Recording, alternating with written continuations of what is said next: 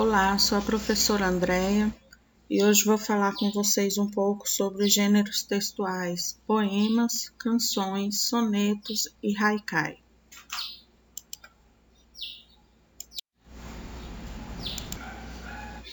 Poemas e canções são gêneros textuais muito parecidos, muito semelhantes. Ambos têm o objetivo de fazer da língua um instrumento artístico capaz de tocar a sensibilidade do destinatário. Trabalham com recursos expressivos, com a linguagem poética, apoiam-se em métrica fixa ou não, em rimas regulares ou não, mas têm no ritmo a sua marca essencial e visam a causar prazer estético. São similares também quanto ao formato, pois são constituídos de versos agrupados em estrofes e se caracterizam pelo ritmo. Enquanto a construção e estrutura, os poemas e as canções, elas são estruturadas em versos, estrofes, apresentam a exploração de palavras como recursos visuais e na linguagem eles apresentam musicalidade, que é a combinação sonora de algumas palavras, ritmo, rimas e uma linguagem figurada. Então, a maioria dos poemas e das canções utilizam linguagem figurada, ou seja, no sentido conotativo, para expressar as opiniões, os sentimentos, as ideias em relação a algum tema específico. O poema é, então, um gênero textual estruturado em versos, assim como a canção. Então, cada linha corresponde a um verso, e esse conjunto de versos damos o nome de estrofe.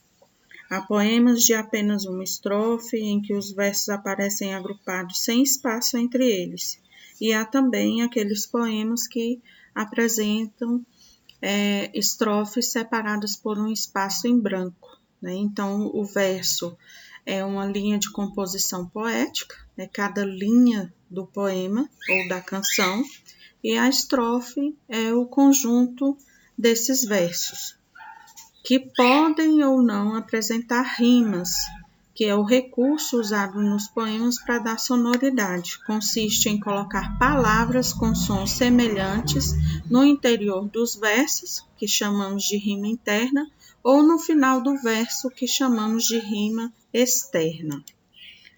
O poema pode ou não ter rima, tá? Quando a rima ocorre, ela determina aqueles sons iguais ou semelhantes que vão dar uma cadência àquele determinado poema. As palavras ou expressões utilizadas nos poemas podem ter vários significados, ou seja, em geral empregam uma linguagem figurada, sendo necessária a interpretação do que querem expressar. A intenção de um poema pode ser a de emocionar o leitor, propor uma reflexão, apresentar os sentimentos, as ideias e as emoções do poeta nas situações da vida. Ao declamar um poema ou cantar uma canção, a entonação, que é a mudança no tom de voz, vai indicar se é uma afirmação, uma pergunta, um pedido, e pode indicar também se a pessoa que fala está contente, triste, brava ou surpresa. O ritmo é a sucessão de sons fortes, sílabas tônicas, e sons fracos, sílabas átonas, repetidas com intervalos regulares ou variados, que dão musicalidade ou melodia ao poema. No poema, as pausas existem não necessariamente através de sinais de pontuação, mas as palavras provocam a melodia e o ritmo é determinado por elas e pela sequência de sons.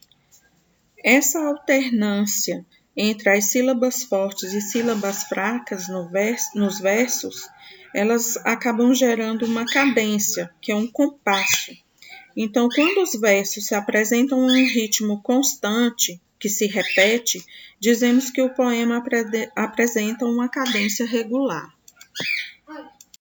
A linguagem poética, então, pode utilizar o sentido literal ou o sentido figurado das palavras. O sentido literal também é chamado de denotativo. É aquele sentido original da palavra, onde ela se apresenta de maneira exata, direta, simples, que não deixa dúvida. E geralmente essas palavras aparecem com um único sentido, aquele que aparece nos dicionários. Temos também o sentido figurado, que é o sentido também conhecido como conotativo. É quando o sentido da palavra aparece com um sentido ampliado ou alterado no contexto, sugerindo ideias diferentes do sentido literal, do sentido original, né? Então, dizemos que essa palavra está no sentido figurado.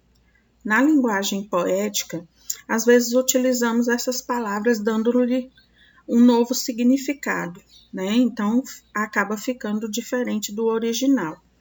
E é bem comum, então, o uso da linguagem conotativa, pois as palavras necessitam de significados novos para expressar a ideia de afetividade e subjetividade. Ao usar a linguagem conotativa para escrever um poema, o escritor explora maneiras diferentes de construir as frases, criando as figuras de linguagem.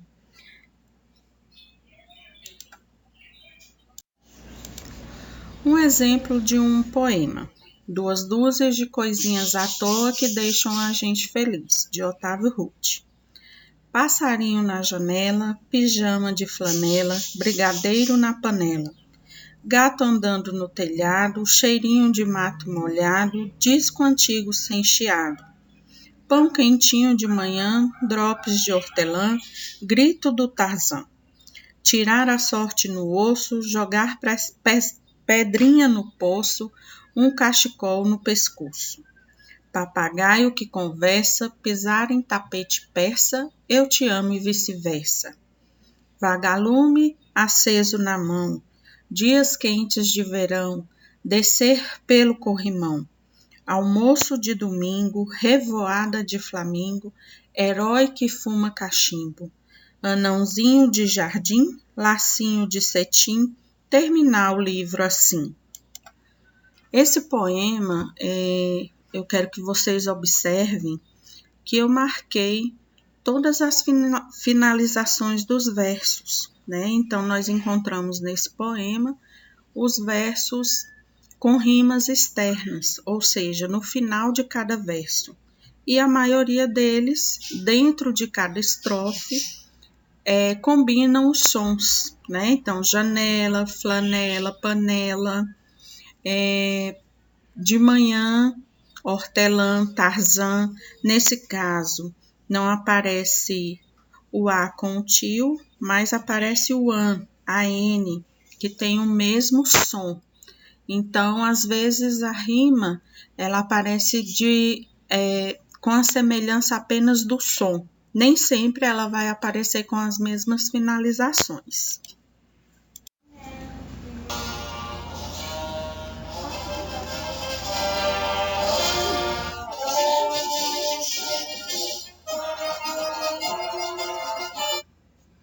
Esse som é semelhante, né? É saudoso, nós lembramos dele no nosso dia a dia, na nossa rotina escolar, né? Então eu resolvi trazer para vocês o exemplo da nossa canção do Colégio Militar de Goiás, né? Quando a gente vai fazer a leitura de uma canção, a emoção toma conta, sentimentos voltam, né? Então, quando a gente faz a leitura de uma canção, sentimentos aparecem mais fortes. Eu marquei aqui em amarelo, né? Hei de guardar em minha memória, sempre vou honrar, Colégio da Polícia Militar. Essa parte em amarelo, em uma canção, a gente chama de refrão. Geralmente é aquela estrofe que se repete algumas vezes durante a canção, para trazer uma musicalidade, uma sonoridade um pouco mais afetiva, né, para desenvolver mais os sentimentos.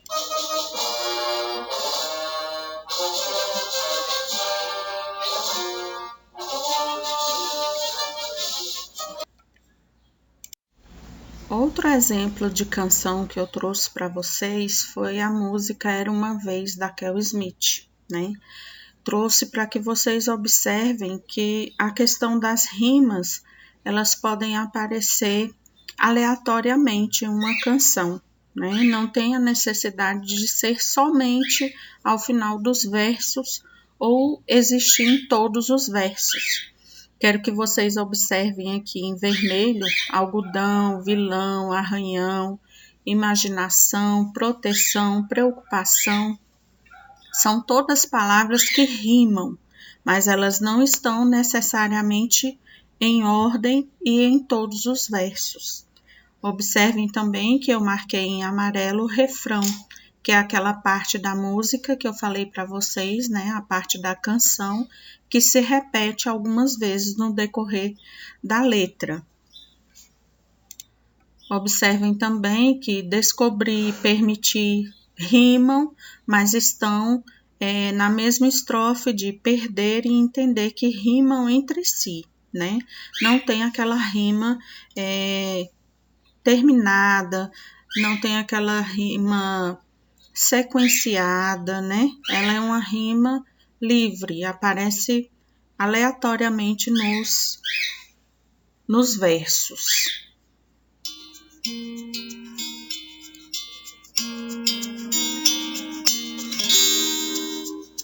Era uma vez o dia que todo dia era bom, delicioso gosto e o bom gosto das nuvens serem feitas de algodão.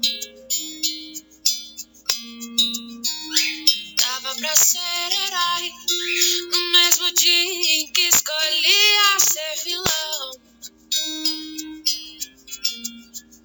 E acabava tudo em lanche, um banho quente e talvez um arranhão. É que a gente quer crescer,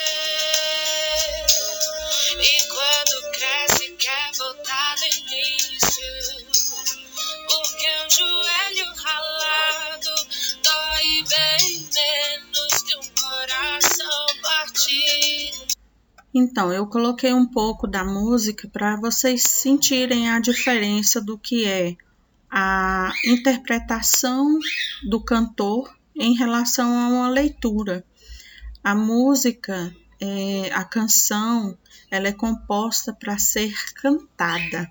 A leitura é importante? Sim, é importante para a gente visualizar alguns detalhes. Porém, ao ser cantada, a gente pode observar melhor essa rima, essa musicalidade, essa sonoridade específica de uma música. Haikai.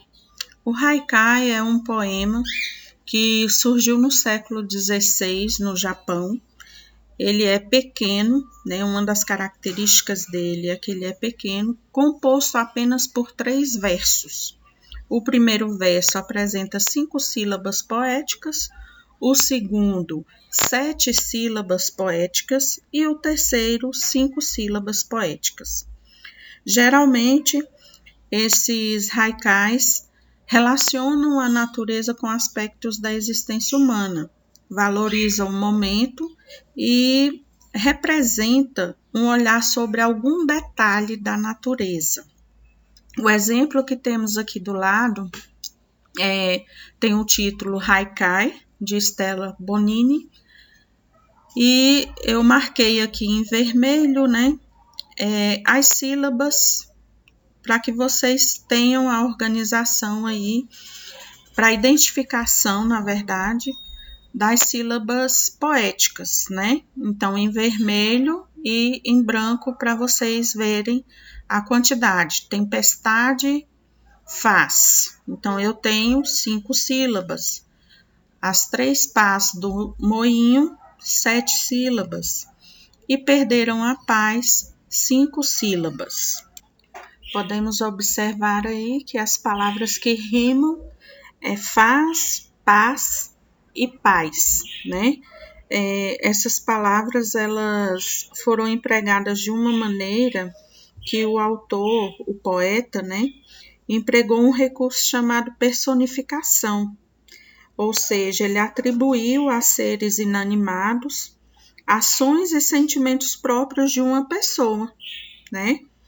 E o haikai, quase sempre, ele faz um flagrante de um momento. E nesse caso, ele marcou como um momento de paz que pode vir a ser perturbado. Perturbado por quem? Pela tempestade, né? Então, a gente tem aí essa relação de natureza com aspectos da existência humana. Nesse caso específico, a gente verifica que ele usou uma personificação, que é uma figura de linguagem, e valorizou o momento, fazendo esse flagrante de um momento específico relacionado à natureza. Temos também o soneto, né, que é um poema também, só que um poema de forma fixa, onde apresenta 4 estrofes, as duas primeiras, no caso, com 4 versos, que podemos chamar de quartetos, e as 2 últimas estrofes com 3 versos, que são os tercetos. Eu coloquei aqui como exemplo o soneto da fidelidade, de Vinícius de Moraes, que é um soneto que é muito utilizado em sala de aula, porque ele é muito rico na questão de análise gramatical, da linguagem, da forma de apresentação, né? Ele tem as rimas, ele apresenta em alguns momentos a falta das rimas, mas nem por isso ele perde o ritmo, né? A sonoridade. Então, soneto de fidelidade. De tudo ao meu amor serei atento, antes e com tal zelo, e sempre, e tanto, que mesmo em face do maior encanto, dele se encante mais meu pensamento. Quero vivê-lo em cada vão momento, e em seu louvor hei de espalhar meu canto, e rir meu riso e derramar meu pranto, ao seu pesar ou seu contentamento, e assim, quando mais tarde me procure, quem sabe a morte, angústia de quem vive, quem sabe a solidão, fim de quem ama, eu possa me dizer do amor que tive, que não seja imortal, posto que é chama, mas que seja infinito enquanto dure. Então é isso. Nós trabalhamos aí em uma única aula 4 gêneros literários, gêneros textuais, que têm em comum algumas estruturas, características que podem ser utilizadas aí no nosso dia a dia para a expressão dos nossos sentimentos, das nossas ideias, né? E agora ficam algumas perguntinhas para vocês. Qual o tipo de relação que você tem com esse gênero textual canção? Será que a canção é importante no seu dia a dia, na sua vida, na sua rotina? Tem alguma canção que te faz lembrar de alguém especial ou de algum momento marcante na sua vida? Por exemplo, agora, qual canção você considera representar o seu sentimento em relação às aulas não presenciais e a esse período de isolamento, por exemplo? Então, a canção, ela é utilizada o tempo todo. Às vezes ela tem uma emoção triste, às vezes ela passa uma emoção alegre, né, de motivação, de positividade. Então, eu espero que vocês tenham entendido um pouco da essência da canção, do poema, de um soneto, de um haikai. E desejo a todos bom estudo e fiquem com Deus. Até a próxima.